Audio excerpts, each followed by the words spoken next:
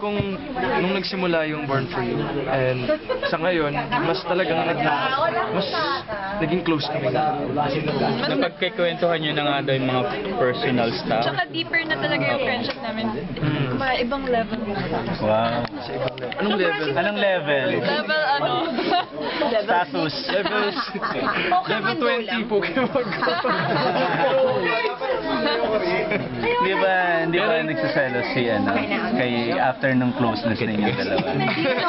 Hindi, wala naman, wala. Ano na para klaro? Ano yung zero? Ano naman ako? How do you give her the assurance? Anong assurance sabihin mo sa kanya?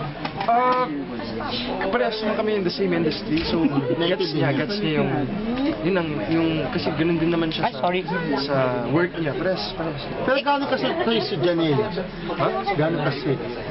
Sweet, kasing sweet ng vanilla ice cream. Dati kasi sabi ko strawberry, ayaw niya. Gusto ko vanilla. Kaya alam na niya vanilla. Dinari ko ba? May distansya ka ng konti. Kasi alam mo merong girlfriend. Siyempre, may limitations and may boundaries naman din talaga. Kumbaga, work is work and we're just really enjoying each other's company. At talagang kinikilala naman namin yung isa't isa. No problem. Sa friendship talaga, yun na buo.